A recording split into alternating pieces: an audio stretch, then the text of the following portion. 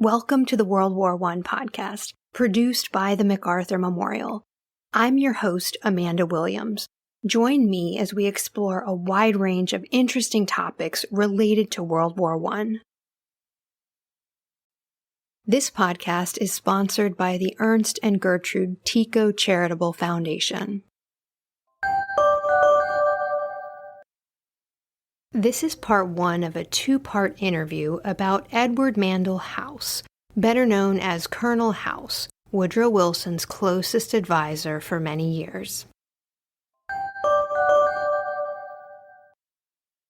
Edward Mandell House, known as Colonel House, was a pivotal figure in American politics and diplomacy during World War I, serving as President Woodrow Wilson's closest advisor and confidant from 1913 to 1919. A wealthy Texan, House was a skilled political operator who shunned public office but wielded immense influence behind the scenes. His role during World War I was particularly significant in shaping U.S. foreign policy and Wilson's vision for peace. To tell us more about Colonel House, we are joined by Andrew Phillips, curator at the Woodrow Wilson Presidential Library and Museum in Staunton, Virginia. Welcome, Andrew, and thank you for joining us. Thank you, Amanda. It's great to be back. So why don't you start us off with some background information on Colonel House? Well, Colonel House, Edward Mandell House, is very similar, I think, in a lot of ways to Woodrow Wilson. They have very similar upbringings. They are both born in the South just before the Civil War. They are the children of immigrants, and they both have very prominent fathers, though in very different fields. Wilson's father being a Presbyterian minister, very high up in the Southern Presbyterian Church, and Thomas William House is a politician and merchant, businessman, and investor in Houston, Texas. The biggest difference, though, is that Thomas House is very wealthy. Wilson's father was never more than comfortable. And he comes from England.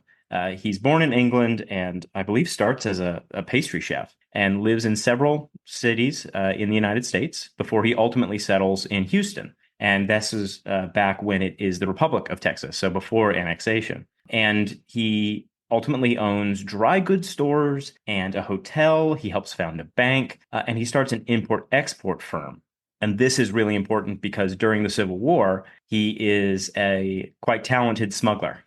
Sometimes he is getting mostly cotton, shipping out Southern cotton through the blockade by ships in the Gulf. But more often, he is shipping things over the Mexican border, where the United States has a lot more difficulty stopping any trade like that. And he is getting hard currency for this cotton, which is something the South desperately needs. But he's also getting ammunition, and other war material because of this.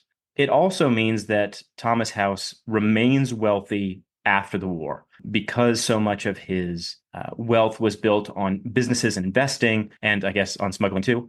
He is not as destroyed financially the way so many others are after the Civil War, because it was very common. I mean, the norm for the uber wealthy in the South was you stored your wealth in human property. And while I haven't been able to find any direct evidence whether or not Thomas House owned people, enslaved people, it's hard to imagine that he did not own some enslaved people, at the very least in domestic labor capacity. But he's still rich after the war. And Edward House, future colonel, is the youngest of 9 kids, though I think it's only 6 who live to adulthood. And he's educated in a series of private schools around the country, including briefly at a school in Bath, England. And he attends Cornell.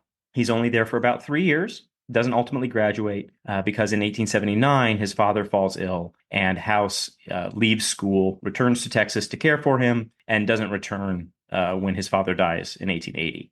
He doesn't have the same drive, maybe, that his father did, but he starts to manage most of the family fortune and at least is good enough to stay wealthy. He does a lot of investing, primarily in railroads and other infrastructure, and this helps him maintain that wealth and lets him pursue his real passion, which is politics. Because in 1892 is the first Texas governor that he backs to sit in the governor's mansion in Austin. And House goes on to support three more successful gubernatorial candidates. So from 1892 until I think it's about 1908, there is a House-backed candidate as governor of Texas. They're all Democrats, and it sounds impressive, but this is also, I think, in a period of Texas history where it's like 100 years where there were only Democrats as governors of Texas. But House also serves as an informal advisor to each of them. And he is also a progressive Democrat. He supports things like the government spending more on infrastructure and improving labor conditions, breaking up the trusts and the monopolies. But unfortunately, like so many others, and not just in the South, there were many progressives who did not see any disconnect by also ignoring civil rights. House, throughout his life career, was not interested in improving the lives of African Americans or trying to preserve the civil rights that they had won following the Civil War. So we referred to him as Colonel House, but we haven't really talked about any military service. So was he really a colonel? The short answer is that Colonel House is a colonel the way Colonel Sanders is a colonel. It was a civic award given to him by the state, and it was you're absolutely right, had nothing to do with military service. He never served in any branch of the military or even like state National Guard or something like that at any point in his life. Though I also have a slightly longer answer. And if you don't mind, if I pull the curtain back for a moment. Of course. Amanda's very kind to share some of the questions that we're going to talk about with me in advance so that I can do some research and sound really smart during the actual program. And one of the little rabbit holes that I went down was this idea of these civic military offices that are given out by states. And Kentucky's is the most kind of famous, partly because of fried chicken. But it's quite a few states offer these still to today. And they are for meritorious service of any kind. It can be in the arts, it can be in business, it can be political, I guess it could be militarily also. But they are given out by several states, and lots of them have different versions of them. They're colonels in Kentucky. They used to be colonels in Texas. Now, apparently, they are admirals. You can be appointed an admiral in the Texas Navy.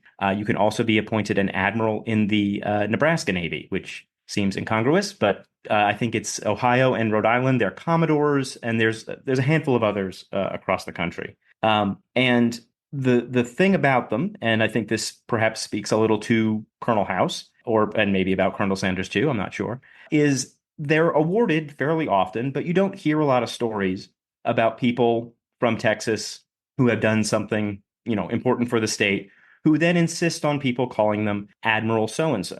So I kind of wonder if these sorts of instances, like with Colonel House, is a little bit like somebody who's awarded a honorary PhD, making people call them doctor. Interesting. So when did he and Woodrow Wilson meet, and how does he become Wilson's advisor? Woodrow and House meet for the very first time in November of 1911. Woodrow is governor of New Jersey at this point, and House has moved to New York City. He does that in 1902. He is plagued by a couple of health problems and is also a little bit of a hypochondriac. And so he often talks about how hot summers disagree with him.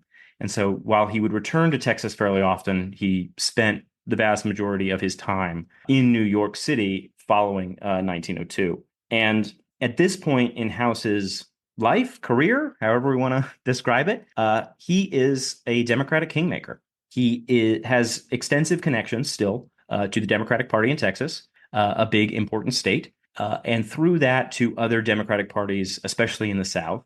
But he is also has a good relationship with William Jennings Bryan, who was kind of the undisputed head of the Democratic Party for many years. He runs for office for president several times, never gets it, but he remains powerful and influential.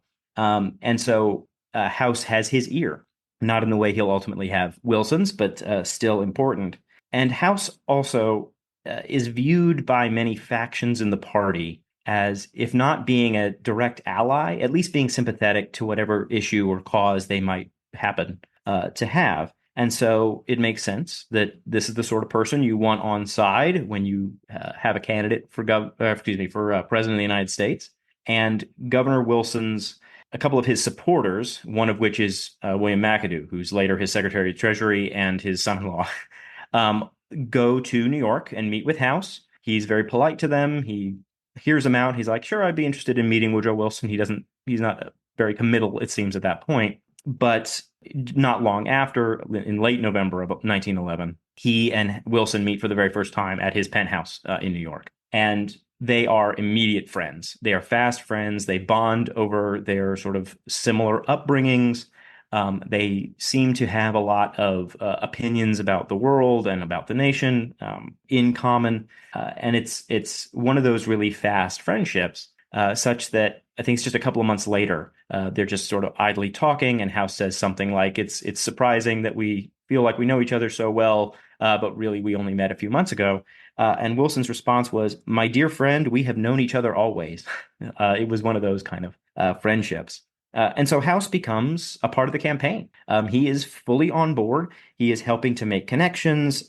He is also hosting Wilson in New York quite a lot for meetings to discuss potential policies or to make connections.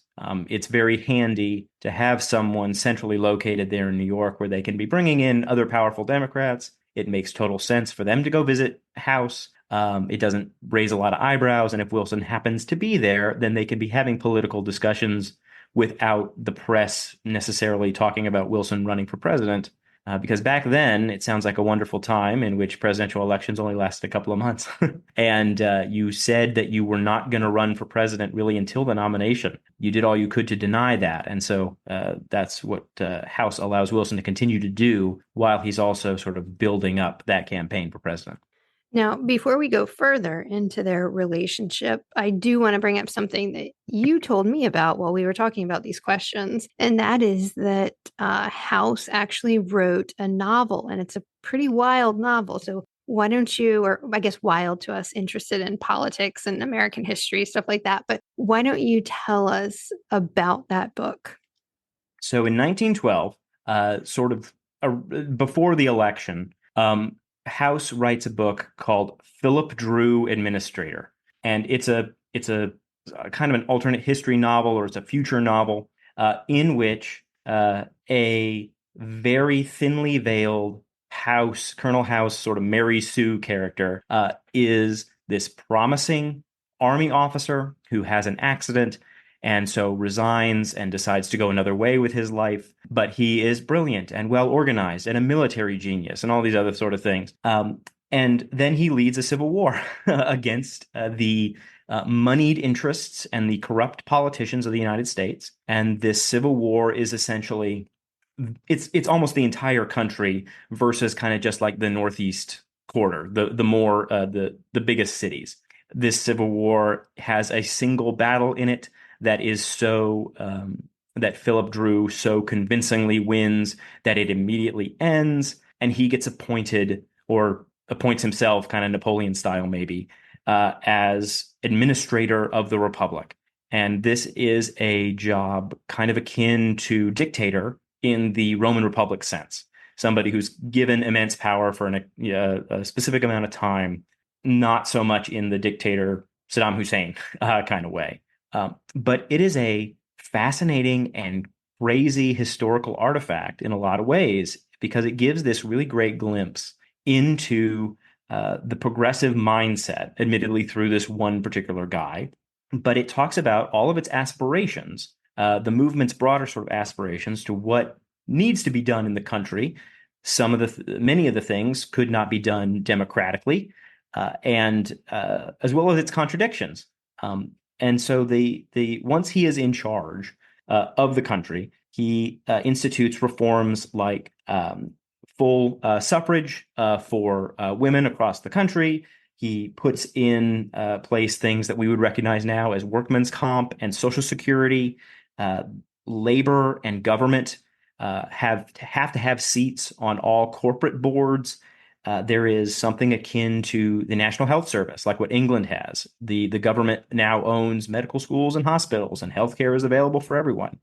And he also completely reforms the government and makes it into a parliamentary system where the Senate is really just advising, and almost everything is done in the House. And there's now a sort of a prime minister, and the president is mostly ceremonial. And it shows House has a few anti-democratic tendencies already, that he's like, well, if we just got rid of all these pesky people wanting things and voting, then we could do all kinds of stuff. But it's also important to note that it is described and framed in a way where it is benefiting a vast, a huge number of people, but also fairly narrowly focused on white people, white Americans. He expands that a bit to include recent immigrants, including explicitly like from Southern and Eastern Europe. But African Americans are mentioned very briefly, have no role to play in the Civil War or in the reforms. And the best example, I think, of it is towards the end of the book, for reasons that aren't important. Philip Drew decides to invade Mexico. And this is another war that has a single battle because he's so brilliant and he just wins it so well. But before the battle, he is having this meeting, this negotiation session, I suppose, with the Mexican president.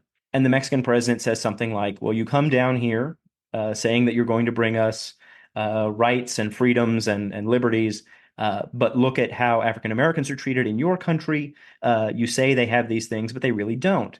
And it sounds like for a second, House is going to have this moment of introspection, but he absolutely doesn't. He immediately has the Philip Drew character say, no, you don't really understand. Reconstruction went too far, too fast. They weren't ready for it. And then says that really we did them a favor because we brought them out of the swamps of Africa, where they never would have been able to do anything, never would have been able to achieve anything, and brought them to this much more pleasant place where someday they're going to be able to do great things. And it's really gross and racist. It's this sort of paternalistic racism that I think is pretty close to how Woodrow Wilson thought about minority populations, especially African Americans, and akin to that kind of the Rudyard Kipling stuff about the white man's burden, and it's white people's job to elevate and educate quote unquote lesser races in this awful way, while when they say those things, they never actually reach any sort of elevation. They're just always in a subordinate position. And because he publishes this anonymously, it is not a election issue. It's only several years later that it comes out that it's written by Colonel House, and it's of interest, but not like a scandal. But it shows, I think, the broader mindset of what he was hoping to accomplish it's a very quick read, not necessarily an entertaining one, but it's like what's his name? Dan Brown, the Da Vinci Code guy. It's a lot of really short chapters, so you'll feel like you're making progress real fast. Mm. Wow, I had no idea that book existed, but what an interesting little bit of insight into Colonel House and what he's thinking. Now, Woodrow Wilson said that, and this is a quote, Mr. House is my second personality. He is my independent self. His thoughts and mine are one. So, given what you've just kind of described to us, and in that quote, how would you describe Colonel House's personality and the working relationship that he and Wilson develop? So, there's a generous way to describe Colonel House's personality, positive maybe, a way to describe it, in that he is a calm person. He's very soft-spoken, and that he shuns the spotlight. He wants to help people with gifts and with abilities to achieve great things. He is not so interested in being that person in the spotlight himself. That I think is best sort of illustrated in that after the election, after Wilson wins in 1912, he offers House any cabinet position he wants. Bryan has been offered Secretary of State, but he tells House, you want to be Attorney General or in charge of agriculture or the Navy? Just let me know. And House declines. He says, I'd much rather remain sort of a roving advisor for you and not have any sort of set portfolio or issue area. Instead, I'll be there to help wherever you may need me. And I think, and this also speaks to how he is viewed as having a very sympathetic ear. This helped him earlier in Democratic politics, where he is able to talk about all kinds of issues with people and not necessarily perhaps reveal his own feelings, but to be a sounding board for their ideas. And the instance with Wilson is that, according to House, at the very least, and some others who talk about their relationship, if they were going to talk about politics or a specific issue, House never brought it up. It was always something that Wilson would talk about. If they were having a meeting and Wilson wanted to talk about some novel he just read or the latest shows he had seen, then House was happy to do that and wouldn't start to talk about whatever issue until Wilson was the one to begin that subject. I think, though, that leads to sort of the not so generous, not so positive way of talking about him, and that's that he loved gossip, and he was very good at being personally flattering, kind of obsequious to whoever happened to be in the room with him. So you never really knew what he thought. He was always not necessarily parroting your thoughts back to you, but very good at concealing what he thought himself. And we know that this is all whatever he says is not always in line with his thoughts because he keeps a very detailed diary. And the complaints that he has about people, about so-and-so not listening to him, or this senator is mad at this representative, or what have you, he notes all those things. He keeps a careful track, and I think he just wanted to be in the room. Whether or not he is making the decisions, his main goal for a long time was, I want to be in the place where people are discussing important things and to feel like I'm contributing without ever being accountable in really any way. So when Wilson wins in 1912, he goes on vacation for a couple of months, not months, excuse me, a couple of weeks to Bermuda to prepare, to relax a bit and get ready for the presidency. And he leaves House in New York, basically in charge of the cabinet search. House is conducting interviews with people and trying to slot who would be best in what position. And what it means is that a couple of House's good buddies get into several cabinet posts. I think it's only 10 cabinet posts at the time, and half of them ultimately are filled by Southerners, a couple of them Texans that House knew very well and from for many years. So it's a remarkable level of trust, certainly, that House or that Wilson has in House early in the presidency. So Wilson expected to be a president focused on domestic affairs, and then obviously World War I changes that. What role does House play in shaping Wilson's view of the war and of European politics? I mean, you're absolutely right.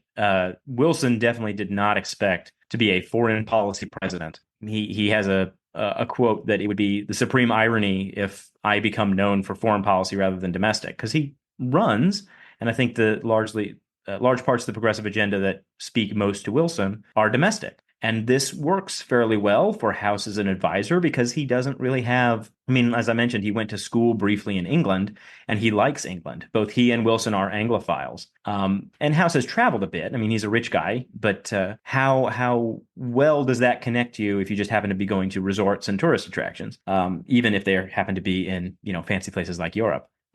So when the war begins, House is sent to Europe. And he spends most of 1915 and 16 there, and he is sort of Wilson's unofficial representative.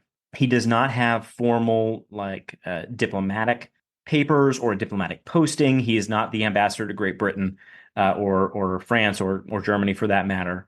He is there to sort of push the idea, and this is, I think, his main reason for being there, that the United States, and Woodrow Wilson specifically, could be a good moderator. That this war, I mean, by 15, it had already devolved into really terrible trench warfare and just, mechanized slaughter of people. And if they could be convinced, if the European powers could be convinced that there could be a peace without victory, if nobody wins, then nobody loses, and we just stop this horror. That is sort of what Wilson is trying to push through Colonel House.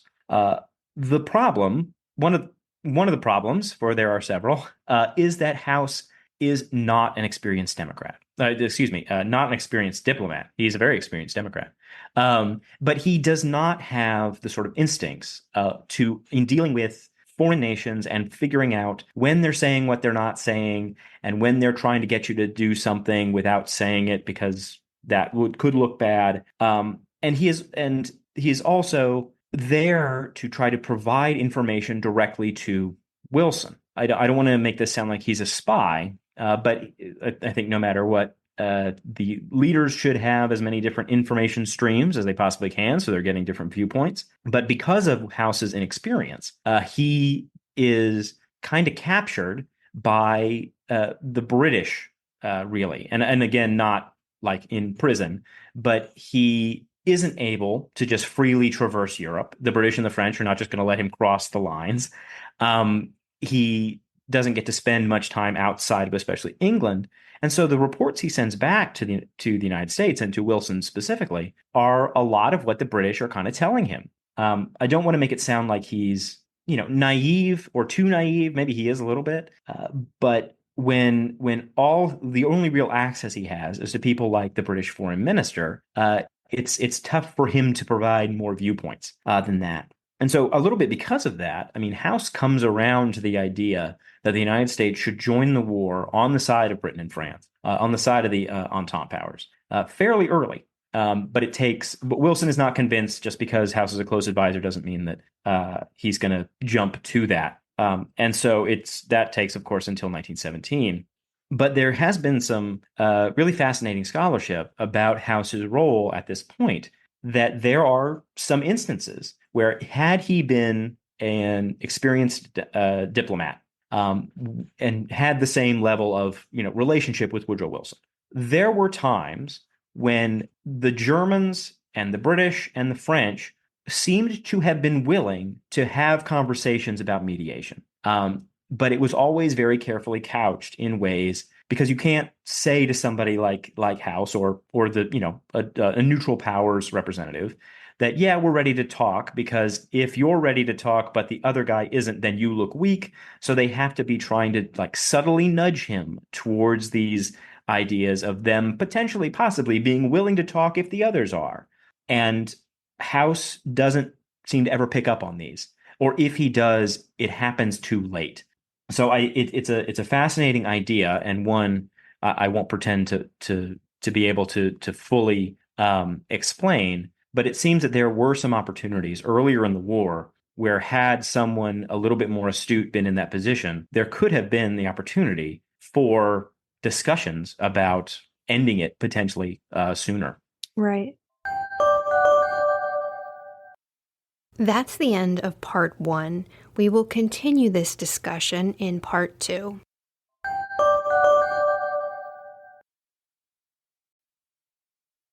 We hope you enjoyed that episode.